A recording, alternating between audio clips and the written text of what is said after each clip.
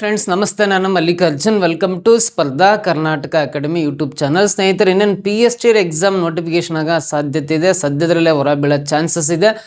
ಆ ನೋಟಿಫಿಕೇಶನ್ ಬಂದಾದಮೇಲೆ ನಿಮಗೆ ಎಕ್ಸಾಮ್ಗೆ ಸಾಕಷ್ಟು ದಿನ ಟೈಮ್ ಕೊಡೋ ಸಾಧ್ಯತೆ ತುಂಬ ಕಡಿಮೆ ಇರುತ್ತೆ. ಸೊ ಹಾಗಾಗಿ ನಿಮ್ಮ ಪ್ರಿಪ್ರೇಷನ್ನ ಇವತ್ತಿಂದನೇ ಸ್ಟಾರ್ಟ್ ಮಾಡ್ತಾ ಬನ್ನಿ. ಸ್ಪರ್ಧಾ ಕರ್ನಾಟಕ ಅಕಾಡೆಮಿ ವೀಡಿಯೋಸ್ನ ತಪ್ಪದೇ ವಾಚ್ ಮಾಡ್ತಾ ಬಂದರೆ PST ಎಕ್ಸಾಮಲ್ಲಿ, ಅದರಲ್ಲೂ ಎಸ್ಪೆಷಲಿ ಮ್ಯಾಥ್ಸಲ್ಲಿ ನೀವು ತುಂಬ ಸ್ಕೋರ್ ಮಾಡ್ಬೋದು. ಸೊ ಈಗಾಗಲೇ ಸೀರೀಸ್ ಆಫ್ ವೀಡಿಯೋಸ್ ಮಾಡ್ತಾ ಬಂದೀನಿ. ಇದು 5th ವಿಡಿಯೋ. 4 ವೀಡಿಯೋಸ್ನ ನಮ್ಮ ಯೂಟ್ಯೂಬ್ ಚಾನಲಲ್ಲಿ ಅಪ್ಲೋಡ್ ಮಾಡಿದ್ವಿ. ಆ 4 ವೀಡಿಯೋಸ್ನ ವಾಚ್ ಮಾಡಿ ಈ 5th ವಿಡಿಯೋನು ವಾಚ್ ಮಾಡ್ತಾ ಬಂದು ಸೊ ಪ್ರತಿಯೊಂದು ಕ್ವಶನ್ನ ಬರ್ಕೊಂಡು ನೋಟ್ಸ್ ಮಾಡ್ಕೊಂತ ಬನ್ನಿ. ನೀವು ಎಕ್ಸಾಮ್ ಆದಮೇಲೆ ಬೇಕಾದ್ರೆ ನಾನು ವೀಡಿಯೋಸ್ ಕಮೆಂಟ್ ಮಾಡ್ತಾ ಬನ್ನಿ. ನಿಮಗೆ ಎಕ್ಸಾಮಲ್ಲಿ ಈ ಥರ ಕ್ಲಾಸಸ್ಸು ಅಥವಾ ಕ್ವಶನ್ಸ್ ನಿಮಗೆ ಹೆಲ್ಪ್ ಆಗಿದೆಯಲ್ಲ ಅಂತ ನಿಮಗೆ ಕನ್ಫರ್ಮ್ ಆಗುತ್ತೆ. ಸೊ ಹಾಗಾದರೆ ಈ ಕ್ಲಾಸಲ್ಲೂ ಕೂಡ ನಿಮಗೆ ಬೇರೆ ಬೇರೆ ಥರ ಪ್ರಶ್ನೆಗಳನ್ನ ಯಾವ ರೀತಿ ಸಿಂಪಲ್ಲಾಗಿ ಬಿಡಿಸ್ಬೋದು ಅಂತ ಹೇಳ್ಕೊಡ್ತೀನಿ. ಅದಕ್ಕಿಂತ ಬಿಫೋರ್ ಆಗಿ ನಮ್ಮ ಅಕಾಡೆಮಿ ಯೂಟ್ಯೂಬ್ ಚಾನಲ್ಗೆ ಸಬ್ಸ್ಕ್ರೈಬ್ ಆಗಿಲ್ಲ ಅಂದರೆ ಸಬ್ಸ್ಕ್ರೈಬ್ ಆಗಿ. ಸೊ ಹಾಗೆ ನಿಮಗೆ ಇಲ್ಲಿ ಲೋಗೋ ಕಾಣಿಸುತ್ತಲ್ಲ, ಈ ಥರ ಲೋಗೋ ಇರ್ತಕ್ಕಂಥ ಸ್ಪರ್ಧಾ ಕರ್ನಾಟಕ ಅಕಾಡೆಮಿ ಆ್ಯಪನ್ನು ನೀವು ಗೂಗಲ್ ಪ್ಲೇಸ್ಟೋರಲ್ಲಿ ಡೌನ್ಲೋಡ್ ಮಾಡ್ಕೊಂಡ್ರಿ ಅಂದರೆ ನಿಮಗೆ ಸಿಲೆಬಸ್ ವೈಸು, ಟಾಪಿಕ್ ವೈಸು ಮತ್ತು ಕಾನ್ಸೆಪ್ಟ್ ವೈಸ್ ಕ್ಲಾಸಸ್ ಸಿಗ್ತವೆ ನಿಮಗೆ. PSTR ಆಗಿರ್ಬೋದು, HSTR, GPSTR ಎಕ್ಸಾಮ್ಸ್ಗೆ. ಸೊ ಹಾಗಾದರೆ ಇವತ್ತಿನ ಕ್ಲಾಸಲ್ಲಿ ಮೊದಲನೇ ಪ್ರಶ್ನೆ ಏನಿದೆ ಅಂತ ನೋಡೋಕ್ಕಿಂತ ಮುಂಚೆ ಹೆಚ್ಚಿನ ಮಾಹಿತಿ ಬೇಕಂದರೆ 9071613831 ಅಥವಾ 32ಗೆ ಕರೆ ಮಾಡ್ತಾ ಬನ್ನಿ. ಫಸ್ಟ್ ಕ್ವಶನ್ ನೋಡ್ರಿ, very simple question. Neeta is older than Jaya by 15 years. After 8 years the sum of their ages will be 35 years. What is Neeta's present age ಅಂತಿದೆ. ನೀತಾ ಜಯಗಿಂತ 15 ವರ್ಷ ದೊಡ್ಡವರು ಅಂತ. ಸೊ 8 ವರ್ಷಗಳ ನಂತರ ಅವರಿಬ್ಬರ ವಯಸ್ಸಿನ ಮೊತ್ತ 35 ವರ್ಷಗಳು. ಹಾಗಾದರೆ ನೀತಾಳ ಪ್ರಸ್ತುತ ವಯಸ್ಸೆಷ್ಟು ಅಂತ ಕೇಳಿದ್ದಾರೆ. ನೋಡ್ರಿ, ಈ question very simple question, but answer ಅಷ್ಟೇ ಸಿಂಪಲಾಗಿ ಅರ್ಥ ಮಾಡ್ಕೊಳ್ರಿ. ಸೊ ಮೊದಲು 8 ವರ್ಷಗಳ ನಂತರ ಅವರಿಬ್ಬರ ವಯಸ್ಸಿನ ಮೊತ್ತ 35 ವರ್ಷಗಳು ಅಂತೇಳಿದ್ದೇನೆ. ಸೊ ಇಲ್ಲಿಂದ ಪ್ರೆಸೆಂಟ್ ಟೈಮಿಂದ 8 ವರ್ಷ ಆದಮೇಲೆ ನೀತಾ ವಯಸ್ಸು ಮತ್ತು ಜಯ ವಯಸ್ಸನ್ನು ಕೂಡಿದಾಗ 35 ವರ್ಷ ಬರುತ್ತೆ ಅಂತ. ಸೊ 8 ವರ್ಷ ಆದಮೇಲೆ 35 ವರ್ಷ ಬರ್ತಾ ಇದೆ ಅಂದರೆ ಈಗ ಪ್ರೆಸೆಂಟ್ ಟೈಮಲ್ಲಿ ಎಷ್ಟಾಗುತ್ತೆ? ಸೊ 8 ವರ್ಷ ಆದಮೇಲೆ ಅವರಿಬ್ಬರಿಗೂ ಸೇರಿ 35 ವರ್ಷ ಹೇಳಿದ್ದಾರೆ ಅಂದಮೇಲೆ ಈಗ ಅವರಿಬ್ಬರಿಗೂ ಸೇರಿ ಎಷ್ಟು ವರ್ಷ ಅಂತ ಕಂಡುಹಿಡಿಬೇಕಂದ್ರೆ, ಸೊ ಈ 35ರಲ್ಲಿ ನೀತಾಗಿ 8 ವರ್ಷ ಜಾಸ್ತಿ ಆಗಿ, ಆಮೇಲೆ ಜಯಾಗಿ 8 ವರ್ಷ ಜಾಸ್ತಿ ಆಗಿ, 8 ವರ್ಷ ಆದಮೇಲೆ ಇಬ್ಬರಿಂದ ಸೇರಿ 16 ವರ್ಷ ಜಾಸ್ತಿ ಆಗಿರುತ್ತಲ್ಲ, ಆ 16 ವರ್ಷನ ಇದರಲ್ಲಿ ಮೈನಸ್ ಮಾಡ್ಕೊಂಡ್ರಿ ಅಂದರೆ 35ರಲ್ಲಿ 16 ಮೈನಸ್ ಮಾಡಿರಿ 19 ಇಯರ್ಸ್ ಆಗುತ್ತೆ. 19 ಇಯರ್ಸ್ ಅನ್ನೋದು ಈಗ ಪ್ರೆಸೆಂಟ್ ಟೈಮಲ್ಲಿ ನೀತಾ ಏಜ್ ಮತ್ತು ಜಯ ಏಜನ್ನು ಕೂಡಿದಾಗ ಸೊ 19 ವರ್ಷ ಇದೆ ಅಂತ. ಆಮೇಲೆ ನೀತಾ ಜಯಗಳಿಂತ 15 ವರ್ಷ ದೊಡ್ಡವರು ಅಂತೇಳಿದ್ದಾರೆ. ಸೊ ನೋಡ್ರಿ, ನೀತಾ ವಯಸ್ಸು ಜಯ ವಯಸ್ಸನ್ನು ಕೂಡಿದಾಗ ಅವರಿಬ್ಬರಿಗೂ ಸೇರಿ ಈಗ 19 ವರ್ಷ, 19 ಇಯರ್ಸ್ ಅಂತ ಗೊತ್ತಾಯಿತು. ಅದೇ ನೀತಾ ಜಯಗಿಂತ 15 ವರ್ಷ ದೊಡ್ಡವರು ಅಂತ ಕೊಟ್ಟಿದ್ದಾರೆ ಅಂದರೆ ಅವರಿಬ್ಬರದ್ದು ಏಜ್ ಡಿಫ್ರೆನ್ಸ್ ಅಂತ ಕರಿತೀವಿ, ವಯಸ್ಸಿನ ವ್ಯತ್ಯಾಸ. ನೀತಾ ಏಜಲ್ಲಿ ಜಯ ಏಜನ್ನು ಮೈನಸ್ ಮಾಡಿದಾಗ ಏಜ್ ಡಿಫ್ರೆನ್ಸ್ 15 ವರ್ಷ ಬರ್ತಾ ಇದೆ. ಡಿಫ್ರೆನ್ಸ್ ಬಿಟ್ವೀನ್ ದೇರ್ ಏಜಸ್ ಅಂದರೆ 15 ಇಯರ್ಸ್ ಆಗ್ತಾ ಇದೆ. ಸೊ ಹಾಗಾದರೆ ನೀತಾಳ ವಯಸ್ಸೆಷ್ಟು ಅಂತ ಕಂಡುಹಿಡಿಬೇಕಂದ್ರೆ ನೋಡ್ರಿ, ಅವರಿಬ್ಬರದ್ದು ವಯಸ್ಸುಗಳ ಮೊತ್ತ N+J. ನೀತಾಳ ವಯಸ್ಸು ಜಯ ವಯಸ್ಸನ್ನು ಕೂಡಿದಾಗ 19 ವರ್ಷ. ಅದೇ ನೀತಾ ವಯಸ್ಸಲ್ಲಿ ಜಯ ವಯಸ್ಸನ್ನು ಮೈನಸ್ ಮಾಡಿದ್ರೆ 15 ವರ್ಷ ಬರುತ್ತೆ ಅಂದಮೇಲೆ ನೀತಾ ವಯಸ್ಸು ಬೇಕಂದ್ರೆ ಇವೆರಡೂ ಸಂಖ್ಯೆಗಳನ್ನ ಕೂಡ್ಕೋಬೇಕು. ಇಲ್ಲಿ N ಫಸ್ಟಿಗಿದೆ ಅಂದಮೇಲೆ ಇವೆರಡೂ ಸಂಖ್ಯೆಗಳನ್ನ ಕೂಡಬೇಕು, ಅಡಿಷನ್ ಮಾಡಬೇಕು. 19 + 15 ಕೂಡಿದಾಗ 34 ಬರುತ್ತಲ್ಲ, ಡಿವೈಡ್ ಬೈ 2 ಮಾಡಿರಿ. 34ರ ಅರ್ಧ 17 ಬರುತ್ತಲ್ಲ. ಸೊ ನೀತಾಳ ವಯಸ್ಸು 17 ವರ್ಷ ಅಂತ. ನೀತಾಳ ವಯಸ್ಸು 17 ವರ್ಷ ಆಗುತ್ತೆ. ಸೊ ಒಂದು ವೇಳೆ ಜಯ ವಯಸ್ಸು ಕಂಡಿಡ್ರಿ ಅಂತ ಕೇಳಿದ್ದೆ ಆದರೆ ಫಸ್ಟ್ ಲೆಟ್ರ್ ನೀತಾ ಇದೆ, ನೀತಾ ವಯಸ್ಸು ಬೇಕಂದ್ರೆ ಎರಡು ಪ್ಲಸ್ ಮಾಡಿ ಡಿವೈಡ್ ಬೈ 2 ಮಾಡ್ತೀವಿ. ಜಯ ವಯಸ್ಸು ಬೇಕಂದ್ರೆ ಎರಡು ಮೈನಸ್ ಮಾಡ್ರಿ. 19ರಲ್ಲಿ 15 ಮೈನಸ್ ಮಾಡಿರಿ 4 ಬರುತ್ತೆ. ಡಿವೈಡ್ ಬೈ 2 ಮಾಡ್ರೆ 4ರ ಅರ್ಧ ಅಂದರೆ 2 ವರ್ಷ ಬರುತ್ತೆ. ಜಯ ವಯಸ್ಸಾದರೆ 2 ವರ್ಷ. ನೋಡ್ರಿ, ನೀತಾಗಿ 17 ವರ್ಷ, ಜಯಾಗಿ 2 ವರ್ಷ. ಇಬ್ಬರದ್ದು ಏಜ್ ಡಿಫ್ರೆನ್ಸ್ ಅಂದರೆ 17ರ 2 ಮೈನಸ್ ಮಾಡಿದ್ರೆ 15 ವರ್ಷ ಬರುತ್ತೆ. ಅಂದರೆ ನೀತಾ ಜಯಗಿಂತ 15 ವರ್ಷ ದೊಡ್ಡವಳು ಅಂತ ತೋರಿಸುತ್ತೆ. ಇಲ್ಲಿ ನೀತಾಳ ಪ್ರಸ್ತುತ ವಯಸ್ಸು ಅಂದರೆ ಪ್ರೆಸೆಂಟ್ ಏಜ್ 17 ಇಯರ್ಸ್. ಆಪ್ಷನ್ ಡಿನಲ್ಲಿದೆ ನೋಡ್ರಿ, ಇದು ಕರೆಕ್ಟ್ ಆನ್ಸರ್ ಆಗುತ್ತೆ. ಈ ರೀತಿ ಲೆಕ್ಕವನ್ನು ಸುಲಭವಾಗಿ ನಾವು ಬಿಡಿಸ್ಬೋದು. ಓಕೆನಾ? ನೆಕ್ಸ್ಟ್ ಕ್ವಶನ್ ಬರೋಣ. ಮುಂದಿನ ಪ್ರಶ್ನೆ, The ratio of the HCF to the LCM of 7, 21 and 28 is ನೋಡ್ರಲ್ಲಿ 7, 21 ಮತ್ತು 28ರ LCM ಅಂದರೆ ಲಾಸಾಹ ಅಂತ ಕರಿತೀವಿ. LCM ಅಂದರೆ ಲಾಸಾಹ, ಹಾಗೂ HCF ಅಂದರೆ ಮಾಸಾಹಗೆ ಇರ್ತಕ್ಕಂಥ ಅನುಪಾತ ಎಷ್ಟು ಅಂತ. ಮೊದಲು 7, 21, 28ಕ್ಕೆ ಲಾಸಾಹ ಕಂಡುಹಿಡಿದ್ರಿ. ಆಮೇಲೆ ಅವೇ 3 ಸಂಖ್ಯೆ 7, 21, 28ಕ್ಕೆ ಮಾಸಾಹ ಕಂಡುಹಿಡಿದು ಆ ಲಾಸಾಹಕ್ಕೂ ಮಾಸಾಹಕ್ಕೆ ಇರ್ತಕ್ಕಂಥ ಅನುಪಾತ ಎಷ್ಟು ಅಂತ ಕಂಡುಹಿಡಿಬೇಕು. ನೋಡ್ರಿ 7, 21, 28ರ ಲಾಸಾಹ ಕಂಡುಹಿಡಿಬೇಕಂದ್ರೆ ಈ 3 ಸಂಖ್ಯೆಗಳು ಯಾವ ಸಂಖ್ಯೆಯಿಂದ ಭಾಗ ಆಗ್ತವೆ ನೋಡ್ರಿ, 7ರಿಂದ ಭಾಗ ಆಗ್ತವೆ. 7 1 7, 7 3 21, ಇದು 7 4 28, 7 1 7 3 7 4 ಕ್ಯಾನ್ಸಲ್ ಆಗುತ್ತೆ. ಸೊ ಇವು ಮೇಲಿಂದ ಕೆಳಗಡೆ ವಸ್ತು ಸಂಖ್ಯೆಗಳನ್ನು ಗುಣಾಕಾರ ಮಾಡಿರಿ. 4 3 12, 12 1 12, 12 7 84 ಬರುತ್ತಲ್ಲ. ಸೊ 84 ಅನ್ನೋದು ಈ ಕೊಟ್ಟಿರೋ ಈ 3 ಸಂಖ್ಯೆಗಳ ಲಾಸಾಹ ಆಗುತ್ತೆ. ಲಾಸಾಹ 84 ಬರುತ್ತೆ. ಈ 3 ಸಂಖ್ಯೆಗಳು ಅಥವಾ ಯಾವುದೇ 2 ಸಂಖ್ಯೆಗಳು ಸಿಂಗಲ್ ನಂಬರಿಂದ ಡಿವೈಡ್ ಆಗಲ್ಲ. ಇಲ್ಲಿಗೆ ಸ್ಟಾಪ್ ಮಾಡಿರಿ. 7 3 21 ಇಂಟು 4 ಅಂದರೆ 84 LCM ಲಾಸಾಹ ಆಗುತ್ತೆ. ಹೌದಾ? ಸೊ ಅದೇ ರೀತಿ ಇವೇ 3 ಸಂಖ್ಯೆಗಳಿಗೆ 7, 21 ಮತ್ತು 28ಕ್ಕೆ ನೆಕ್ಸ್ಟ್ ನಾವು ಮಾಸಾಹ ಕಂಡುಹಿಡ್ಕೋಬೇಕು, HCF ಕಂಡುಹಿಡಿಬೇಕು. ಸೊ ಮಾಸಾಹ ಕಂಡುಹಿಡಿಬೇಕಾದ್ರೆ ಸೇಮ್ ಇದು 7ರಿಂದನೇ ಭಾಗಿಸ್ರಿ. 7 1 7, 7 3 21, 7 4 28 ಕ್ಯಾನ್ಸಲ್ ಆಗುತ್ತೆ. ಸೊ ಈ 3 ಸಿಂಗಲ್ ನಂಬರಿಂದ ಡಿವೈಡ್ ಆಗಲ್ಲ. ಇಲ್ಲಿಗೆ ಸ್ಟಾಪ್ ಮಾಡಿಬಿಟ್ಟು ಯಾವ ಸಂಖ್ಯೆಯಿಂದ ನೀವು ಡಿವೈಡ್ ಮಾಡಿರ್ತೀರೋ ಆ ಸಂಖ್ಯೆ ಮಾತ್ರ ಬರಿಬೇಕು, ಅದು ಮಾಸಾಹ ಆಗುತ್ತೆ. 7ರಿಂದ ಡಿವೈಡ್ ಮಾಡಿದಿರಲ್ಲ 7 ಮಾತ್ರ ಮಾಸಾಹ. ಲಾಸಾಹ ಬೇಕಂದ್ರೆ ಇವೆಲ್ಲವೂ ಗುಣಾಕಾರ ಮಾಡಿ ಬರಿಬೇಕು, ಮಲ್ಟಿಪ್ಲಿಕೇಶನ್. ಅದೇ ಮಾಸಾಹ ಬೇಕು ಅಂದರೆ ಯಾವ ಸಂಖ್ಯೆಯಿಂದ ಡಿವೈಡ್ ಮಾಡ್ತಿರಲ್ಲ ಆ ಸಂಖ್ಯೆ ಮಾತ್ರ ಮಾಸಾಹ ಆಗಿರುತ್ತೆ. ಸೊ ಹಾಗಾದರೆ ಲಾಸಾಹ ಇಲ್ಲಿ ಬರ್ತಕ್ಕಂಥದ್ದು 84 ಲಾಸಾಹ ಬರುತ್ತೆ, ಮಾಸಾಹ 7 ಬರುತ್ತೆ. ಇಲ್ಲಿ ಫಸ್ಟ್ ಇಂಗ್ಲೀಷ್ ನೋಡಿದ ratio of the HCF to the LCM. ಇಂಗ್ಲೀಷಲ್ಲಿ ಕ್ಲಾರಿಟಿ ಇದೆ ಕ್ವಶನ್ನು. ಫಸ್ಟ್ HCF ಬರ್ಕೊಂಡು ಆಮೇಲೆ LCM ಬರಿಬೇಕು. ಸೊ ಅಂದರೆ ಲಾಸಾಹಗೆ HCFನ ಅನುಪಾತ ಅಂತ ಕನ್ನಡದಲ್ಲಿ ರಿವರ್ಸ್ ಆರ್ಡ್ರಲ್ಲಿರುತ್ತೆ. ಅಲ್ಲಿ HCF ಟು ದ LCM ಅಂದರೆ ಮೊದಲು HCF ಬರ್ಕೊಂಡು ಆಮೇಲೆ LCM ಬರ್ಕೊಳ್ರಿ. HCF ಅಂದರೆ 7 ಇದೆ, LCM ಅಂದರೆ 84 ಇದೆ. 7 ಮತ್ತು 84ರ ಅನುಪಾತ ಎಷ್ಟು ಅಂತ ಕಂಡುಹಿಡಿಬೇಕು. ಸೊ ಇಲ್ಲಿ ಕನ್ನಡದಾಗ ಅಷ್ಟೇ ಮಾಸಾಹ ಮತ್ತು ಲಾಸಾಹಗಳ ಅನುಪಾತ ಅಂತ ಇಂಟರ್ಚೇಂಜ್ ಮಾಡ್ಕೊಳ್ರಿ ಕನ್ನಡದಲ್ಲಿ ಕ್ವಶನ್. ಯಾಕಂದರೆ ಇಂಗ್ಲೀಷಿಗೂ ಕನ್ನಡಿಗೂ ಮಿಸ್ ಮ್ಯಾಚ್ ಆಗ್ತಾ ಇದೆ. ಫಸ್ಟ್ ಮಾಸಾಹ ಆಮೇಲೆ ಲಾಸಾಹಗಳ ಅನುಪಾತ ಅಂತ ಬರ್ಕೊಂಡ್ರಿ, ಹಂಗಾರೆ ಕರೆಕ್ಟಾಗಿ ಗೊತ್ತಾಗುತ್ತೆ. ಸೊ ಇಲ್ಲಿ 7 1 7, ಇದು 7 1 7, ಇನ್ನೆರಡು ಒಂದು ಉಳಿಯುತ್ತೆ. 7 2 14 ಕ್ಯಾನ್ಸಲ್ ಆಗಿ ಮಾಸಾಹ ಮತ್ತು ಲಾಸಾಹಗಳ ಅನುಪಾತ 1:12 ಆಗುತ್ತೆ. 1:12 ಆಪ್ಷನ್ ಡಿ ನಲ್ಲಿದೆ ನೋಡ್ರಿ, ಇದು ಕರೆಕ್ಟ್ ಆನ್ಸರ್ ಆಗುತ್ತೆ. ಓಕೆನಾ? ಕ್ಲಿಯರಾ? ನೆಕ್ಸ್ಟ್ ಕ್ವಶನ್ ಬನ್ನಿ. ಆಲ್ ಈಕ್ವಿಲ್ಯಾಟ್ರಲ್ ಟ್ರಯಾಂಗಲ್ಸ್ ಆರ್ ಅಂತಿದೆ. ಎಲ್ಲ ಸಮಬಾಹು ತ್ರಿಕೋನಗಳು ಅಥವಾ ತ್ರಿಭುಜಗಳು ಏನಾಗಿರ್ತವೆ ಅಂತ ಕೇಳಿದ್ದೇನೆ. ಫಸ್ಟ್ ಇಲ್ಲಿ ಸಮಬಾಹು ತ್ರಿಭುಜ ಅಥವಾ ತ್ರಿಕೋನ ಈಕ್ವಿಲ್ಯಾಟ್ರಲ್ ಟ್ರಯಾಂಗಲ್ ಅಂದರೆ ಏನಂದರೆ ಒಂದು ತ್ರಿಭುಜದ 3 ಬಾಹುಗಳು ಅಳತೆಯಲ್ಲಿ ಸಮ ಇರಬೇಕು. ಫಾರ್ ಎಕ್ಸಾಂಪಲ್ ಇದು 4 ಸೆಂಟಿಮೀಟ್ರ್ ಅಂದರೆ 3 ಬಾಹುಗಳ ಅಳತೆ 4 ಸೆಂಟಿಮೀಟ್ರ್ ಇರಬೇಕು. ಇದು ಸಮಬಾಹು ತ್ರಿಭುಜ ಅಂತ ಕರಿತೀವಿ, ಈಕ್ವಿಲ್ಯಾಟ್ರಲ್ ಟ್ರಯಾಂಗಲ್ ಅಂತ ಕರಿತೀವಿ. ಸೊ ಅದೇ ಇನ್ನೊಂದು ತ್ರಿಭುಜ ಬರಿತೀನಿ. ಇದೆಷ್ಟಿದೆ ಅಂದರೆ ಇದು 5 ಸೆಂಟಿಮೀಟ್ರ್ ತಗೊಂಡಿನಿ ಅಂದರೆ 3 ಬಾಹುಗಳ ಅಳತೆ 5 ಸೆಂಟಿಮೀಟ್ರ್ ಇದೆ ಅಂದರೆ ಇದು ಕೂಡ ಸಮಬಾಹು ತ್ರಿಭುಜ ಅಂತಲೇ ಬರಿತೀನಿ. ಸೊ ಫಾರ್ ಎಕ್ಸಾಂಪಲ್ ಇನ್ನೊಂದು ಚಿತ್ರ ಬರಿತಾ ಅದನ್ನೇ, ಇದರ ಮೆಜರ್ಮೆಂಟ್ ಪ್ರತಿಯೊಂದು 6 ಸೆಂಟಿಮೀಟ್ರ್ ಇದೆ ಅಂತ ಬರ್ಕೊಂಡ್ರೆ ಇಲ್ಲಿ 3 ಬಾಹುಗಳ ಅಳತೆ ಸಮ ಇದೆ ಅಂದರೆ ಇದು ಕೂಡ ಸಮಬಾಹು ತ್ರಿಭುಜ ಅಂತ ಕರಿತೀನಿ. ಈ 3 ಕೂಡ ಸಮಬಾಹು ತ್ರಿಭುಜಗಳೇ. ಇವೆಲ್ಲವೂ ಇಲ್ಲಿ ಬರೆದಿರೋವೆಲ್ಲವೂ ಸಮಬಾಹು ತ್ರಿಭುಜಗಳು. ಈ ಸಮಬಾಹು ತ್ರಿಭುಜಗಳು ಏನಾಗಿರ್ತವೆ ಅಂದರೆ ಕಾಂಗ್ರಿಯೆಂಟ್, ಸರ್ವ ಸಮಾನ ಅಂತ ಹೇಳಿದಾರೆ. ಅಂದರೆ ಸರ್ವ ಸಮ ಆಗಿರಲ್ಲ. ಸರ್ವ ಸಮಾನ ಅಂದರೆ ಇಲ್ಲಿ ಪ್ರತಿಯೊಂದು ಬಾಹುಗಳ ಅಳತೆ ಇಲ್ಲಿ 4 ಸೆಂಟಿಮೀಟ್ರ್ ಇದೆ ಅಂದರೆ ಎಲ್ಲವೂ 4 ಸೆಂಟಿಮೀಟ್ರ್ ಇರಬೇಕು. ಹಂಗಾದ್ರೆ ಕಾಂಗ್ರಿಯೆಂಟ್ ಅಂತ ಕರಿತೀವಿ, ಕಾಂಗ್ರಿಯೆಂಟ್ ಅಂತ ಕರಿತೀವಿ. ಸೊ ಇವು 4 ಸೆಂಟಿಮೀಟ್ರ್ ಇದೆ ಅಂದರೆ ಪ್ರತಿಯೊಂದು ಸಮಬಾಹು ತ್ರಿಭುಜದ ಬಾಹುಗಳು 4 ಸೆಂಟಿಮೀಟ್ರ್ ಇರಬೇಕು. 4 ಸೆಂಟಿಮೀಟ್ರಲ್ಲಿ ಚೇಂಜ್ ಆಗ್ತಾ ಇದ್ದಾವೆ. ಆದರೆ ಇದು ಸಮಬಾಹು ತ್ರಿಭುಜ, ಸಮಬಾಹು ತ್ರಿಭುಜ, ಸಮಬಾಹು ತ್ರಿಭುಜ. ಬಟ್ ಇವನು ಸರ್ವ ಸಮಾನ ಅಂತ ಕರೆಯಲ್ಲ, ಕಾಂಗ್ರಿಯೆಂಟ್ ಅಂತ ಕರೆಯಲ್ಲ. ಸರ್ವ ಸಮ ಅಂತ ಕರಿಬೇಕಂದ್ರೆ ಸೊ ಈ ತ್ರಿಭುಜದ ಮೇಲೆ ಈ ತ್ರಿಭುಜ ಇಟ್ಟಾಗ ಕರೆಕ್ಟಾಗಿ ಆ ಬಾರ್ಡರ್ಸ್ ಎಲ್ಲ ಮೂಲೆಗಳೆಲ್ಲ ಕರೆಕ್ಟಾಗಿ ಓವರ್ಲ್ಯಾಪ್ ಆಗ್ಬೇಕು, ಕೂಡ್ಬೇಕು, ಸಂಧಿಸ್ಬೇಕು. ಬಟ್ ಇದನ್ನು ಇದ್ರೊಳಗಡೆ ಇಟ್ಟರೆ ಇದ್ರೊಳಗಡೆ ಹೋಗುತ್ತೆ, ಅದು ತೂರುತ್ತೆ. ಸೊ ಇನ್ನೂ ಸ್ಪೇಸ್ ಖಾಲಿ ಉಳಿಯುತ್ತೆ. ಸೊ ಇದನ್ನು ಇದ್ರೊಳಗಡೆ ಹಾಕಿದ್ವಿ ಅಂದರೆ ಕರೆಕ್ಟಾಗಿ ಓವರ್ಲ್ಯಾಪ್ ಆಗಲ್ಲ. ಹಾಗಾಗಿ ಸರ್ವ ಸಮ ಅಂತ ಕರೆಯಲ್ಲ ಇದನ್ನು. ನೆಕ್ಸ್ಟ್ ಸಮರೂಪ ಅಂತ ಇದೆಯಲ್ಲ 100% ಇದೇ ಕರೆಕ್ಟ್ ಆನ್ಸರು. ಇಲ್ಲಿ ಎಲ್ಲ ಸಮಬಾಹು ತ್ರಿಭುಜಗಳನ್ನು ನಾವು ಸಮರೂಪ ತ್ರಿಭುಜಗಳು ಅಂತ ಕರಿತೀವಿ. ಯಾಕೆಂದರೆ ಸಮರೂಪಗಳು ಅಂದರೆ ಏನು ಅಂದರೆ ಆಕಾರದಲ್ಲಿ ಒಂದೇ ರೀತಿ ಇರಬೇಕು, ಗಾತ್ರದಲ್ಲಿ ಬೇರೆ ಇರಬೇಕು. ನೋಡ್ರಿ, ಆಕಾರದಲ್ಲಿ ಒಂದೇ ರೀತಿ ಕಾಣಿಸ್ತದವೆ, ಗಾತ್ರದಲ್ಲಿ ಇದು 4 ಇದೆ, ಇದು 5 ಇದೆ, 6 ಇದೆ, ಗಾತ್ರದಲ್ಲಿ ಬೇರೆ ಬೇರೆ ಆಗಿದೆ ಅಂದರೆ ಸಮರೂಪ ತ್ರಿಭುಜಗಳು. ಇನ್ನು ಹೇಳೋದಾದರೆ ಸಮರೂಪ ತ್ರಿಭುಜದಲ್ಲಿ ಸಮಬಾಹು ತ್ರಿಭುಜದ ಪ್ರತಿಯೊಂದು ಕೋನ 60 ಡಿಗ್ರಿ ಇರುತ್ತೆ. ಈ ಬಾಹುಗಳ ಅಳತೆ 4 ಇದ್ರೂ ಕೂಡ 60 ಡಿಗ್ರಿ ಇರುತ್ತೆ.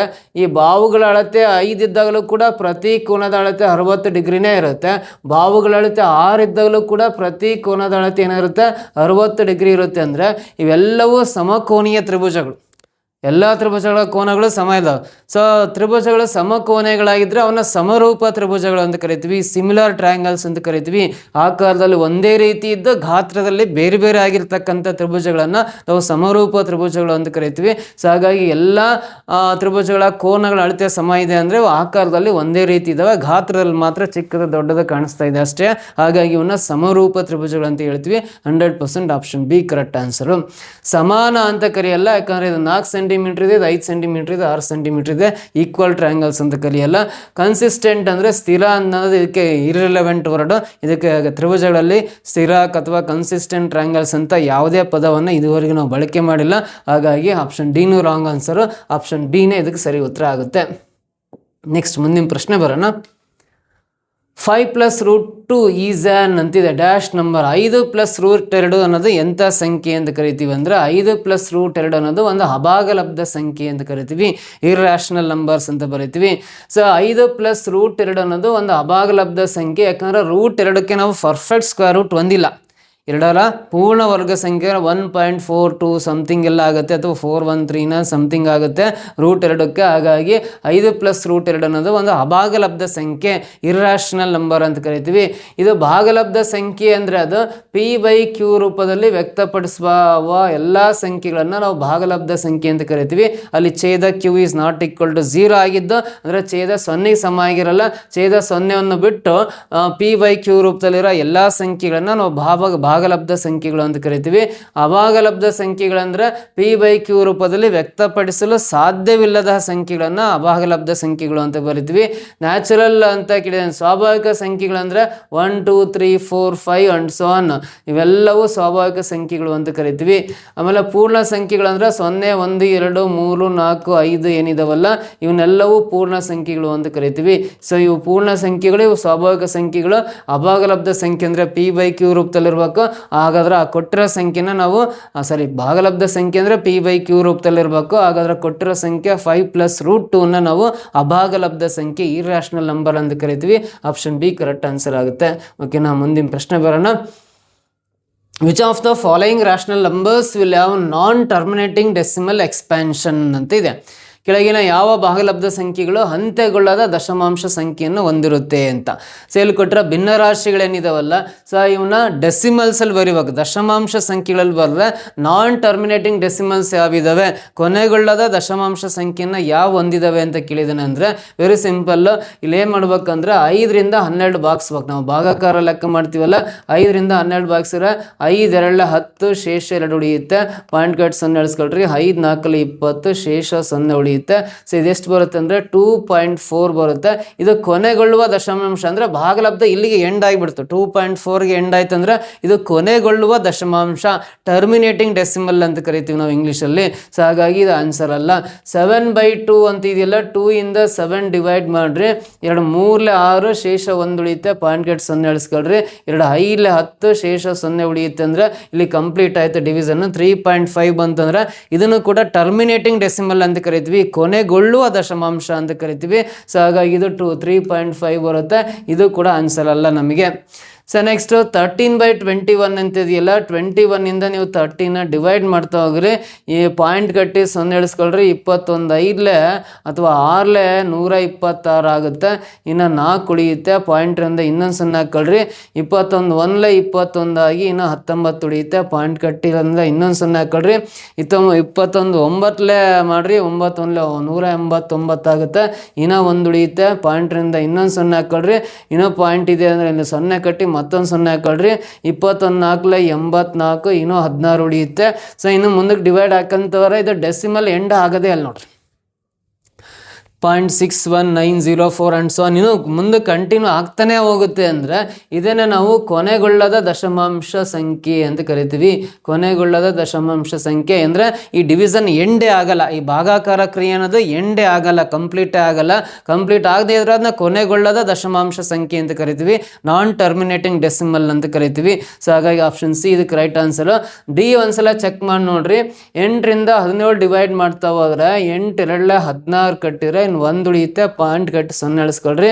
ಮತ್ತು 8 1 8 ಕಟ್ರಿ 2 ಉಳಿಯುತ್ತೆ, ಪಾಯಿಂಟ್ 0 ಹಾಕೊಳ್ರಿ. 8 2 16 ಇನ್ನು 4 ಉಳಿಯುತ್ತೆ, ಪಾಯಿಂಟ್ 0 ಹಾಕೊಳ್ರಿ.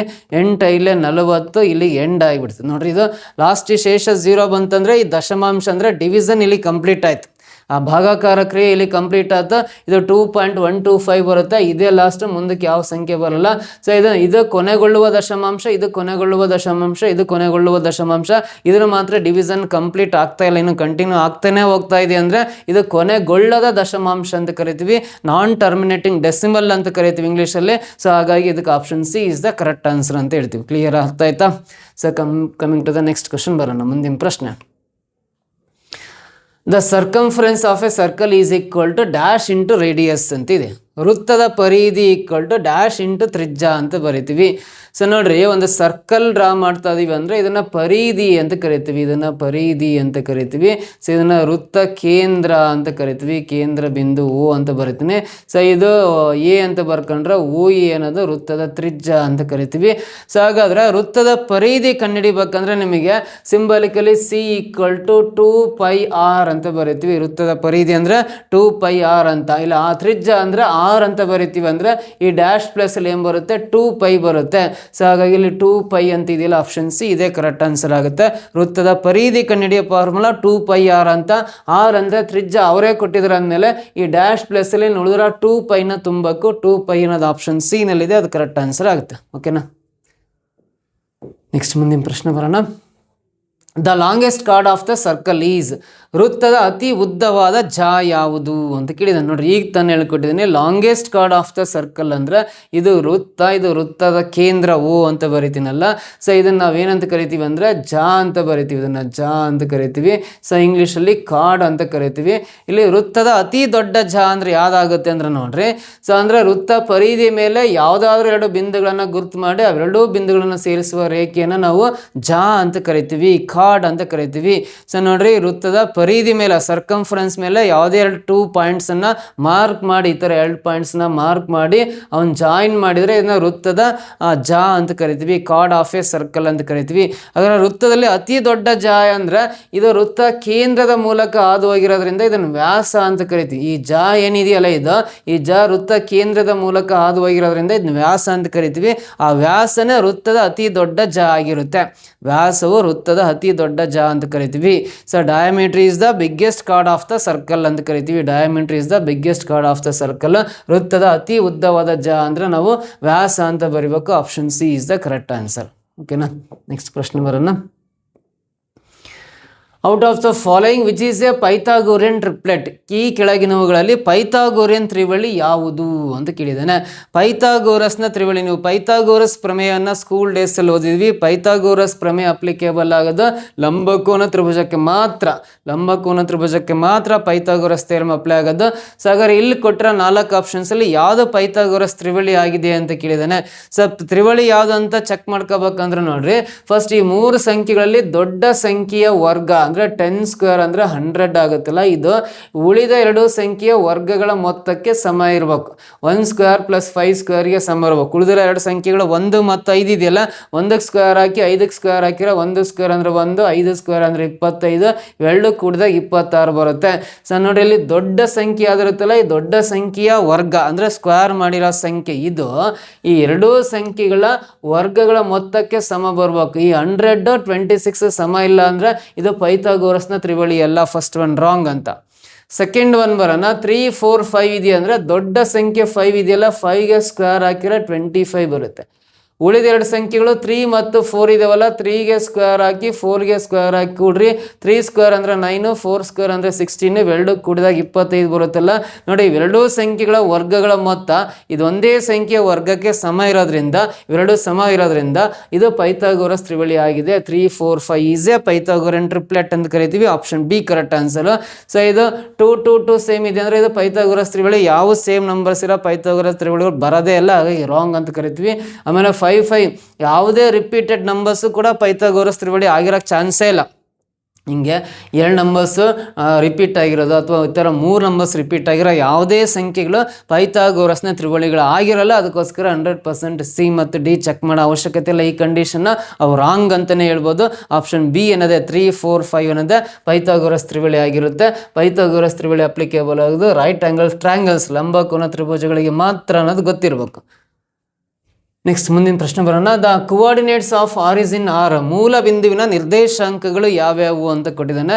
Very simple question. ನಾವು ಗ್ರಾಫ್ ಡ್ರಾ ಮಾಡ್ತೀವಲ್ಲ ಸ್ಕೂಲ್ ಡೇಸಲ್ಲಿ, ನಕ್ಷೆ ಹಾಕ್ತೀವಲ್ಲ, ಸೊ ಗ್ರಾಫ್ ಡ್ರಾ ಮಾಡಬೇಕಾದ್ರೆ ಈ ಮಧ್ಯ ಬಿಂದು ಇದೆಯಲ್ಲ, ಇದನ್ನೇ ನಾವು ಮೂಲ ಬಿಂದು ಅಂತ ಕರಿತೀವಿ. ಮೂಲ ಬಿಂದು ಅಂತ ಕರಿತೀವಿ. ಇಂಗ್ಲೀಷಲ್ಲಿ ಇದನ್ನು ನಾವು ಆರಿಜಿನ್ ಅಂತ ಕರಿತೀವಿ. ಆರಿಜಿನ್ ಅಂತ ಕರಿತೀವಿ. ಕನ್ನಡದಲ್ಲಿ ನಾವು ಮೂಲ ಬಿಂದು ಅಂತ ಕರಿತೀವಿ. ಈ ಮೂಲ ಬಿಂದುವಿನ ನಿರ್ದೇಶಾಂಕಗಳಂದ್ರೆ 0,0 ಏನಿದೆಯಲ್ಲ, ಇದು ಮೂಲ ಬಿಂದು ಅಂದ್ರೆ ಅಲ್ಲಿ 0 ಅಂತ ಅರ್ಥ. ಎಕ್ಸ್ ಕೋಆರ್ಡಿನೇಟ್ 0 ಇರುತ್ತೆ, ವೈ ಕೋಆರ್ಡಿನೇಟ್ 0 ಇರುತ್ತೆ. ಎಕ್ಸ್ ನ ನಿರ್ದೇಶಾಂಕ ಇದು ಎಕ್ಸ್ ಅಕ್ಷ ಅಲ್ಲ, ಇದು ವೈ ಆಕ್ಸಿಸ್ ಅಂತ ಬರಿತೀವಲ್ಲ, ಎಕ್ಸ್ ಅಕ್ಷ ವೈ ಅಕ್ಷ ಅಂತ ಬರಿತೀವಲ್ಲ ಗ್ರಾಫ್ ಡ್ರಾ ಮಾಡಬೇಕಾದ್ರೆ. ಸೊ ಇದು 0, ಈ ಕಡೆ 1, 2, 3, 4, 5 ಅಂತ ಬರಿತೀವಿ. ಈ ಕಡೆ -1, -2, -3, -4 ಬರಿತೀವಿ. ಮೇಲ್ಗಡೆ ಇದು 0, 1, 2, 3, 4, 5 ಬರಿತೀವಿ. ಕೆಳಗಡೆ -1, -2, -3, -4 ಎಲ್ಲ ಬರಿತೀವಲ್ಲ. ಸೊ ಎಕ್ಸ್ ಕೋಆರ್ಡಿನೇಟ್ 0 ಇರುತ್ತೆ, ವೈ ಕೋಆರ್ಡಿನೇಟ್ 0 ಇರುತ್ತೆ. ಎಕ್ಸ್ ನ ನಿರ್ದೇಶಾಂಕ 0, ವೈ ನ ನಿರ್ದೇಶಾಂಕ 0 ಆಗಿರೋದ್ರಿಂದ ಈ ಮೂಲ ಬಿಂದುವಿನ ನಿರ್ದೇಶಾಂಕ ಅಂದ್ರೆ ಕೋಆರ್ಡಿನೇಟ್ಸ್ ಆಫ್ ದ ಆರಿಜಿನ್ ಅಂದ್ರೆ 0,0 ಅಂತ ಬರೀತೀವಿ. ಫಸ್ಟ್ ಆಪ್ಷನ್ ಅಲ್ಲಿ ಇದೆಯಲ್ಲ, ಇದೆ ರೈಟ್ ಆನ್ಸರ್. 0,0 ಅನ್ನೋದು ಮೂಲ ಬಿಂದುವಿನ ನಿರ್ದೇಶಾಂಕಗಳಾಗಿರ್ತವೆ. ಓಕೆನಾ. ಸೊ ನೆಕ್ಸ್ಟ್ ಕ್ವಶನ್ ಬರೋಣ. 10ನೇ ಪ್ರಶ್ನೆ. If A is to B equal to 2 is to 3, C is to B equal to 4 is to 5, then A is to B plus C ಅಂತ ಕೊಟ್ಟಿದ್ದಾನೆ. So A is to B plus C ನ ratio ಎಷ್ಟು ಬರುತ್ತೆ ಅಂತ ಕಂಡುಹಿಡಿಬೇಕು. ನೋಡ್ರಿ, ಇಲ್ಲಿ first of all ಕೊಟ್ಟಿರೋದನ್ನ A is to B equal to 2 is to 3 ಅಂತ ಬರ್ಕೊಳ್ಳೋಣ. ಎ ಮತ್ತು ಬಿ ನ ರೇಷಿಯೋ ಕೊಟ್ಟಿದ್ದಾನೆ. ಸೊ ಅದಾದಮೇಲೆ ಇದು ಸಿ ಇಸ್ ಟು ಬಿ ಇದೆಯಲ್ಲ, ನಾನು ರಿವರ್ಸ್ ಆರ್ಡರ್ ಬರೀತೀನಿ. ಸಿ ಇಸ್ ಟು ಬಿ ಬೇಡ, ನಮಗೆ ಉಲ್ಟಾ ಮಾಡ್ಕೊಳ್ಳೋಣ. ಸಿ ಇಸ್ ಟು ಬಿ ನ ಬಿ ಇಸ್ ಟು ಸಿ ಅಂತ ಚೇಂಜ್ ಮಾಡಿ ಬರೆಯೋಣ. ಚೇಂಜ್ ಮಾಡಿ ಬರ್ಕೊಂಡ್ರೆ ನಮಗೆ ಆನ್ಸರ್ ಮಾಡ್ಲಿಕ್ಕೆ ಈಸಿ ಆಗಲ್ಲ. ನಾವು ಉದ್ದೇಶದಿಂದ ಮಾತ್ರ ಚೇಂಜ್ ಮಾಡಿ ಬರೀತಾ ಇದ್ದಾನೆ. C is to B 4 is to 5 ಇದೆಯಲ್ಲ, ಉಲ್ಟಾ ಮಾಡ್ರೆ ಬಿ ಇಸ್ ಟು ಸಿ ಅನ್ನೋದು ಏನಾಗುತ್ತೆ ಅಂದ್ರೆ 5 is to 4 ಆಗುತ್ತೆ. ಅದನ್ನ 5 is to 4 ಆಗಿ ಚೇಂಜ್ ಮಾಡಿ ಬರ್ಕೊಂಡು, ಸೊ ಇವಾಗ ಏನು ಮಾಡೋಣ ಅಂದ್ರೆ ಇಲ್ಲಿ ಸೆಕೆಂಡ್ ಲೆಟ್ರ್, ಇಲ್ಲಿರೋ ಫಸ್ಟ್ ಲೆಟ್ರ್ ಕಾಮನ್ ಇದ್ದಾಗ ಎ ಬರ್ಕೊಂಡು, ಇಲ್ಲಿ ಬಿ ಸೇಮ್ ಇದೆ ಅಂದ್ರೆ ಬಿ ಕಾಮನ್ ಬರ್ಕೊಂಡು ಸಿ ಬರ್ಕೊಂಡು ರಿವರ್ಸ್ ಎನ್ ಶೇಪಲ್ಲಿ ಮಲ್ಟಿಪ್ಲೈ ಮಾಡೋಣ. ಇಲ್ಲಿ 2 ಇದೆ, ಅಲ್ಲಿ 5 ಇದೆ ಅಂದ್ರೆ ಮಲ್ಟಿಪ್ಲೈ ಮಾಡಿ 2 5 10 ಬರುತ್ತೆ. ಸೊ ಇಲ್ಲಿ 5 ಇದೆ, 3 ಇದೆ ಅಂದರೆ 5 3 15 ಬರುತ್ತೆ. ಸೊ ಇಲ್ಲಿ 3 ಇದೆ, 4 ಇದೆ ಅಂದರೆ 3 4 12 ಬರುತ್ತೆ. ಸೊ ರಿವರ್ಸ್ ಎನ್ ಶೇಪಲ್ಲಿ ಸ್ಟ್ರೈಟ್ ಲೈನ್ ಏನು ಹೇಳುತ್ತೆ ಅಂದರೆ 2 5ನ ಗುಣಾಕಾರ ಮಾಡಿರಿ 2 5 10 ಬರುತ್ತೆ. ಈ ಕ್ರಾಸ್ ಲೈನ್ ಏನು ಹೇಳುತ್ತೆ 5 3 ಗುಣಾಕಾರ ಮಾಡಿರಿ 5 3 15 ಬರುತ್ತೆ. ಈ ಸ್ಟ್ರೈಟ್ ಲೈನ್ ಏನು ಹೇಳುತ್ತೆ ಅಂದರೆ 3 4 ಮಲ್ಟಿಪ್ಲಿಕೇಶನ್ ಮಾಡಿರಿ 3 4 12 ಬರುತ್ತೆ. ಇದು ಎಗೂ ಬಿಗೂ ಸಿಗೆ ಇರ್ತಕ್ಕಂಥ ratio 10 is to 15 is to 12 ಇದೆ. ಸೊ ಇಲ್ಲಿ ಕೇಳಿರೋದು A is to B plus C ನ ರೇಷಿಯೋ ಎಷ್ಟು ಅಂತ ಕೇಳಿದಾನೆ. ಹಾಗಾದ್ರೆ ಎ ನ ರೇಷಿಯೋ ಇಲ್ಲಿ 10 ಇದೆಯಲ್ಲ, ಎ ಜಾಗದಲ್ಲಿ 10 ಬರೆಯೋಣ. ಬಿ ಪ್ಲಸ್ ಸಿ ಅಂದರೆ ಬಿ ನ ರೇಷಿಯೋ ಸಿ ನ ರೇಷಿಯೋ ಕೂಡ್ರಿ 15 + 10 ಅಂದರೆ 27 ಆಗುತ್ತೆ. ಇದು 10 is to 27 ಅನ್ನೋದು A is to B plus C ನ ರೇಷಿಯೋ ಆಗುತ್ತೆ. 10 is to 27 ಇಲ್ಲಿ ಆಪ್ಷನ್ ಡಿ ನಲ್ಲಿದೆ ನೋಡ್ರಿ. This is the correct answer. Clear ಈ ರೀತಿ ಲೆಕ್ಕವನ್ನು ಬಿಡಿಸ್ತೀವಿ ನಾವು. ನೆಕ್ಸ್ಟ್ ಕ್ವಶನ್ ಬರೋಣ. ಮುಂದಿನ ಪ್ರಶ್ನೆ.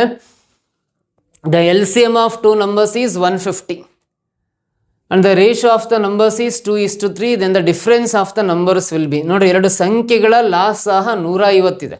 ಯಾವ 2 ಸಂಖ್ಯೆಗಳಿದಾವೆ ನಮಗೆ ಗೊತ್ತಿಲ್ಲ. 2 ಸಂಖ್ಯೆಗಳಿಗೆ ಲಾಸ್ ಸಹ ಕಂಡುಹಿಡಿದರೆ 150 ಬಂದಿದೆ. ಆ ಸಂಖ್ಯೆಗಳ ಅನುಪಾತ 2 is to 3 ಇದೆ. ಆ ಸಂಖ್ಯೆಗಳ ಅನುಪಾತ 2 is to 3 ಕೊಟ್ಟಿದ್ದಾನೆ. ಹಾಗಾದರೆ ಆ 2 ಸಂಖ್ಯೆಗಳ ವ್ಯತ್ಯಾಸ ಎಷ್ಟಿರುತ್ತೆ? ಆ 2 ಸಂಖ್ಯೆಗಳ ಅನುಪಾತ 2 is to 3 ಇದೆ ಅಂದರೆ ಆ 2 ಸಂಖ್ಯೆಗಳ ವ್ಯತ್ಯಾಸ ಕಂಡುಹಿಡಿಬೇಕು. ನೋಡಿರಿ, 2 ಸಂಖ್ಯೆಗಳ ಅನುಪಾತ 2 is to 3 ಕೊಟ್ಟಿದ್ದಾನೆ ಅಂದರೆ ಒಂದು ಸಂಖ್ಯೆನ ಎ ಅಂತ ತಗೊಳ್ರಿ, ಮತ್ತೊಂದು ಸಂಖ್ಯೆನ ಬಿ ಅಂತ ತಗೋಬೇಕು. ಎರಡು ಸಂಖ್ಯೆಗಳ ಅನುಪಾತ 2:3 ಇದೆ ಅಂದರೆ ಒಂದು ಸಂಖ್ಯೆ ಎ ಅಂದರೆ 2x, ಬಿ ಅಂದರೆ 3x ಬರ್ಕೊಳ್ಳೋಣ. ಮತ್ತು ಅವುಗಳ ಲಾಸ್ ಸಹ 150 ಕೊಟ್ಟಿದ್ದಾನೆ ಅಂದರೆ 150 ಬರ್ಕೊಂಡ್ರೆ ಅವುಗಳ ಮಾಸ್ ಸಹ ನೋಡ್ರಿ, ಈ ಎ ಮತ್ತು ಬಿಗಳ ಮಾಸ್ ಸಹ ಲಾಸ್ ಸಹ 150 ಅಂತ ಕೊಟ್ಟಿದ್ದಾನೆ. ಅದೇ ಎ ಮತ್ತು ಬಿಗಳ ಮಾಸ್ ಸಹ ಅಂದ್ರೆ ಇವೆರಡರಲ್ಲೂ ಕಾಮನ್ ಆಗಿರೋದು ಯಾವುದು, ಎಕ್ಸ್ ಇದೆ ಅಂದರೆ ಮಾಸ್ ಸಹ ಎಕ್ಸ್ ಆಗಿರುತ್ತೆ.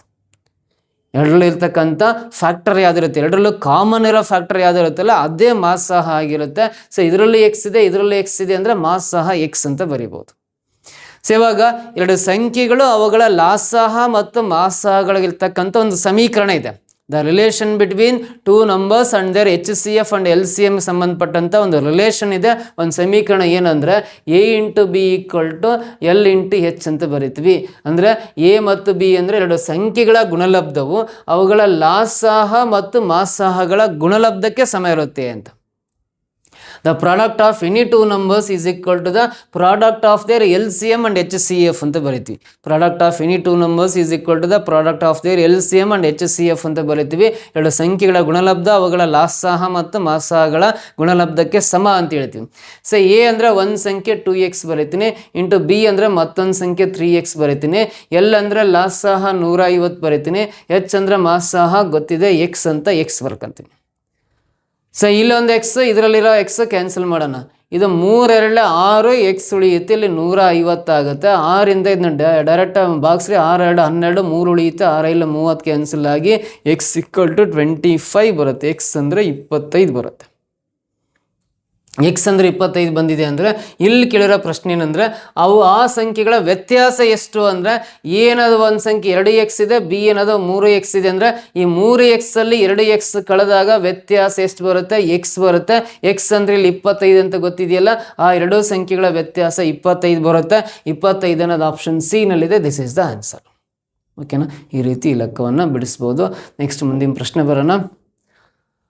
The remainder when the square of an odd natural number is divided by 8.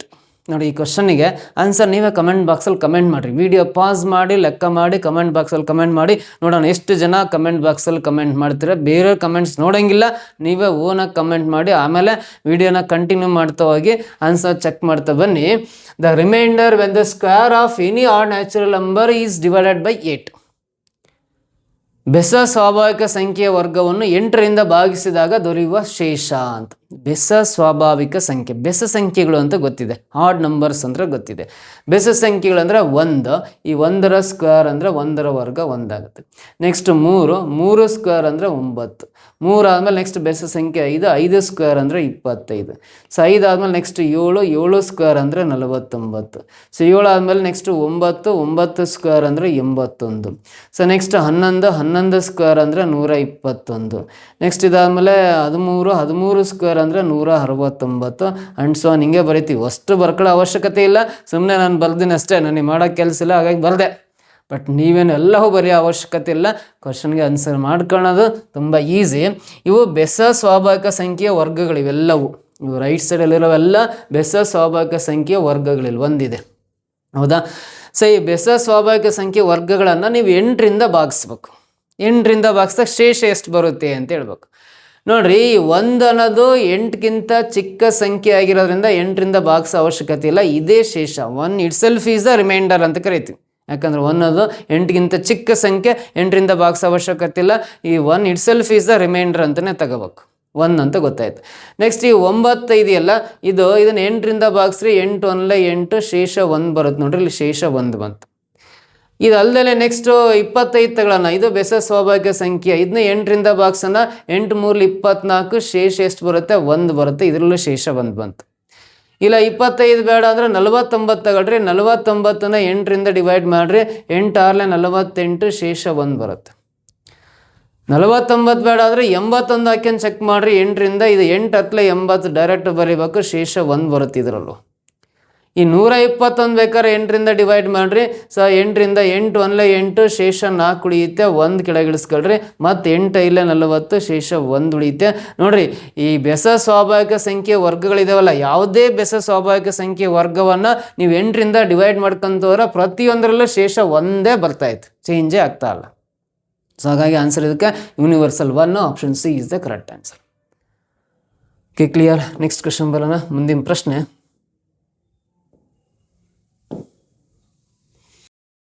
the mean of three numbers is 135, the largest number is 180 and the difference of the smaller two is 25. Then the smallest number is ಅಂತಿದೆ. ಮೂರು ಸಂಖ್ಯೆಗಳ ಸರಾಸರಿ 135. ಅತಿ ದೊಡ್ಡ ಸಂಖ್ಯೆ 180 ಮತ್ತು ಎರಡು ಚಿಕ್ಕ ಸಂಖ್ಯೆಗಳ ವ್ಯತ್ಯಾಸ 25 ಆಗಿದೆ. ಹಾಗಾದರೆ ಚಿಕ್ಕ ಸಂಖ್ಯೆ ಎಷ್ಟು ಅಂತ ನೋಡ್ರಿ. ಮೂರು ಸಂಖ್ಯೆಗಳ ಸರಾಸರಿ ಕೊಟ್ಟಿದ್ದಾನೆ. ಸೊ ಇಲ್ಲಿ 1, 2, 3 ಯಾವ 3 ಅಂತ ಗೊತ್ತಿಲ್ಲ, ಡ್ಯಾಶ್ ಬಲ್ದನ ಅಷ್ಟೇ. ಈ ಮೂರು ಸಂಖ್ಯೆಗಳ ಸರಾಸರಿ 135 ಕೊಟ್ಟಿದ್ದಾನೆ ಅಂದರೆ ಆ ಮೂರು ಸಂಖ್ಯೆಗಳ ಮೊತ್ತ ಕಂಡುಹಿಡಿಯೋಣ. ಆ 135 3ರಿಂದ ಗುಣಾಕಾರ ಮಾಡಿರಿ. ಮೂರು ಸಂಖ್ಯೆಗಳ ಸರಾಸರಿ ಕೊಟ್ಟಿರೋದ್ರಿಂದ 135 × 3 ಅಂದರೆ ಎಷ್ಟು ಬರುತ್ತೆ ಅಂದರೆ 405 ಬರುತ್ತೆ. ಇದು ಮೂರು ಸಂಖ್ಯೆಗಳ ಮೊತ್ತ. ಮೂರು ಸಂಖ್ಯೆಗಳನ್ನು ಕೂಡಿದಾಗ ಇದನ್ನು ಕೂಡಿದಾಗ 405 ಬರುತ್ತೆ ಅಂತ. ಅದರಲ್ಲಿ ದೊಡ್ಡ ಸಂಖ್ಯೆ 180 ಇದೆಯಲ್ಲ, 180 ಕಳೆಯೋಣ. 5, 10ರಲ್ಲಿ 8 ಕಳೆದ್ರೆ 2, ಇಲ್ಲಿ 3ರಲ್ಲಿ 1 ಕಳೆದ್ರೆ 2, 225 ಬರುತ್ತಲ್ಲ. 225 ಎರಡು ಸಂಖ್ಯೆಗಳ ಮೊತ್ತ. ಇದು ಎ ಅನ್ನೋದು ದೊಡ್ಡ ಸಂಖ್ಯೆ, ಆಮೇಲೆ ಬಿ, ಆಮೇಲೆ ಸಿ ಅಂತ ತಗೊಳ್ಳೋಣ. ಎ ಅನ್ನೋದು ದೊಡ್ಡ ಸಂಖ್ಯೆ 180 ತಗೊಂಡಿದ್ದೀನಿ ಅಂದರೆ ಈ 225 ಅನ್ನೋದು ಉಳಿದ ಎರಡು ಚಿಕ್ಕ ಸಂಖ್ಯೆಗಳ ಮೊತ್ತ. ಬಿ ಮತ್ತು ಸಿ ಅನ್ನ ಎರಡು ಸಂಖ್ಯೆಗಳು ಕೂಡಿದರೆ 225 ಬರುತ್ತೆ ಅಂತ ಅರ್ಥ. ಎರಡು ಚಿಕ್ಕ ಸಂಖ್ಯೆಗಳ ವ್ಯತ್ಯಾಸ, ಇವೆರಡೂ ಚಿಕ್ಕ ಸಂಖ್ಯೆಗಳ ವ್ಯತ್ಯಾಸ ಅಂದರೆ ಬಿ ಸಂಖ್ಯೆಯಲ್ಲಿ ಸಿ ಸಂಖ್ಯೆಯನ್ನು ಕಳೆದಾಗ ವ್ಯತ್ಯಾಸ 25 ಆಗಿದೆ ಅಂತೇಳಿದಾನೆ. 25 ಡಿಫ್ರೆನ್ಸ್ ಬರುತ್ತೆ ಅಂತ. ಅದರ ಅತಿ ಚಿಕ್ಕ ಸಂಖ್ಯೆ ಅಂದರೆ ಇಲ್ಲಿ ಸಿನೇ ಅತಿ ಚಿಕ್ಕ ಸಂಖ್ಯೆ ನೋಡ್ರಿ. ಎ ದೊಡ್ಡದು, ಆಮೇಲೆ ಸೆಕೆಂಡ್ ಹೈಯೆಸ್ಟ್ ಬಿ, ಲಾಸ್ಟ್ ಅಂದರೆ ಸಿ ಅತಿ ಚಿಕ್ಕದು, ಅದಕ್ಕಿಂತ ಸ್ವಲ್ಪ ದೊಡ್ಡದು, ಇದು ಅದಕ್ಕಿಂತ ದೊಡ್ಡದು. ಅಂದರೆ ಏನೇ ದೊಡ್ಡ ಸಂಖ್ಯೆ ಅಂದರೆ ಈ ಮೂರು ಸಂಖ್ಯೆಗಳನ್ನು ಕೂಡಿದಾಗ 405 ಬರುತ್ತೆ. ಈ ಮೂರು ಸಂಖ್ಯೆ ಕೂಡಿ 3ರಿಂದ ಭಾಗಿಸಿದಾಗ ಸರಾಸರಿ 135 ಬಂದಿದೆ ಅಂದರೆ ಕೊಟ್ಟಿರೋ ಸರಾಸರಿನ ಮೂರು ಸಂಖ್ಯೆಯಲ್ಲ 3ರಿಂದ ಗುಣಾಕಾರ ಮಾಡಿದರೆ ಈ ಮೂರು ಸಂಖ್ಯೆಗಳ ಒಟ್ಟು ಮೊತ್ತ ಸಿಗುತ್ತೆ 405. ಅದರಲ್ಲಿ ಮೊದಲನೇ ಸಂಖ್ಯೆ ಎ 180 ಕಳೆದಾಗ 225 ಅನ್ನೋದು ಉಳಿದ ಎರಡು ಸಂಖ್ಯೆಗಳ ಮೊತ್ತ ಆಗಿರುತ್ತೆ. ಬಿ ಮತ್ತು ಸಿ ಅನ್ನು ಕೂಡಿದರೆ 225 ಬರುತ್ತೆ. ಅದೇ ಬಿ ಸಂಖ್ಯೆಯಲ್ಲಿ ಸಿ ಸಂಖ್ಯೆನ ಕಳೆದಾಗ ಆ ಎರಡೂ ಸಂಖ್ಯೆಗಳ ವ್ಯತ್ಯಾಸ 25 ಅಂತ ಹೇಳಿದನಲ್ಲ. ಬಿನಲ್ಲಿ ಸಿ ಕಳೆದ್ರೆ 25 ಬರುತ್ತಲ್ಲ. ಇಲ್ಲಿ ಸಿನೇ ಅತಿ ಚಿಕ್ಕ ಸಂಖ್ಯೆ. ಸಿ ಗೊತ್ತಾಗಬೇಕಂದ್ರೆ ಏನು ಮಾಡ್ಬೇಕಂದ್ರೆ ವೆರಿ ಸಿಂಪಲ್. 225ರಲ್ಲಿ 25 ಮೈನಸ್ ಮಾಡಿರಿ 200 ಬರುತ್ತೆ. 225ಅಲ್ಲಿ 25 ಮೈನಸ್ ಮಾಡಿರಿ 200 ಬರುತ್ತೆ. ಡಿವೈಡ್ ಬೈ 2 ಮಾಡಿರಿ 200 ಡಿವೈಡ್ ಬೈ 2 ಅಂದರೆ 100 ಬರುತ್ತೆ. 100 ಅನ್ನೋದೇ ಅತಿ ಚಿಕ್ಕ ಸಂಖ್ಯೆ. ಮೂರು ಸಂಖ್ಯೆಗಳಲ್ಲಿ ಅತಿ ಚಿಕ್ಕ ಸಂಖ್ಯೆ ಅಂದರೆ 100 ಅನ್ನೋದು ಆಪ್ಷನ್ ಬಿ ನಲ್ಲಿ. This is the right answer. Clear? ಅರ್ಥ ಆಯ್ತಾ? ಇದು ನೋಡ್ರಿ, ಸ್ಪರ್ಧಾ ಕರ್ನಾಟಕ ಅಕಾಡೆಮಿ ವೀಡಿಯೋಸ್, ನಾನು ಹೇಳ್ಕೊಡೋ ವೀಡಿಯೋಸ್, ನನ್ನ ಕ್ಲಾಸಸ್ಸು, ನನ್ನ ಮೆಥಡ್ಸು ನಿಮಗೆ ಇಷ್ಟ ಆಗಿತ್ತು ಅಂದರೆ ನಿಮಗೆ ಸಹಾಯ ಮಾಡ್ತಕ್ಕಂಥ ಮನೋಸ್ಥಿತಿ ಇದ್ದರೆ ಸ್ಪರ್ಧಾ ಕರ್ನಾಟಕ ಅಕಾಡೆಮಿಗೆ ಡೆವಲಪ್ಮೆಂಟ್ಗೆ ನೀವು ಕೂಡ ಕಾಂಟ್ರಿಬ್ಯೂಟ್ ಮಾಡ್ಬೇಕಂದ್ರೆ ಇಲ್ಲಿ ಕಾಣಿಸ್ತಕ್ಕಂಥ QR ಕೋಡನ್ನು ಸ್ಕ್ಯಾನ್ ಮಾಡಿ ಎಷ್ಟಾಗುತ್ತೆ ಅಷ್ಟು ಡೊನೇಟ್ ಮಾಡ್ತಾ ಬನ್ನಿ. Not compulsory, not mandatory. Next ಕ್ಲಾಸಲ್ಲಿ ಇನ್ನೂ ಬೇರೆ ಥರ ಪ್ರಶ್ನೆಗಳನ್ನ ಕಂಡು ಸಾಲ್ವ್ ಮಾಡೋ ವಿಧಾನ ಹೇಳ್ಕೊಡ್ತೀನಿ. ಈ ವಿಡಿಯೋ ಇಷ್ಟ ಆಗಿದೆ ದಯವಿಟ್ಟು ಕಮೆಂಟ್ ಬಾಕ್ಸಲ್ಲಿ ಏನು ಅನಿಸುತ್ತೆ ಅದನ್ನು ಕಮೆಂಟ್ ಮಾಡಿ. ನಿಮ್ಮ ಫ್ರೆಂಡ್ಸ್ ಗ್ರೂಪಿಗೆಲ್ಲ ವಿಡಿಯೋ ಲಿಂಕನ್ನು ಶೇರ್ ಮಾಡ್ತಾ ಬನ್ನಿ. ನೆಕ್ಸ್ಟ್ ವಿಡಿಯೋದಲ್ಲಿ ಮತ್ತೆ ಭೇಟಿ ಆಗ್ತೀನಿ. Thank you so much.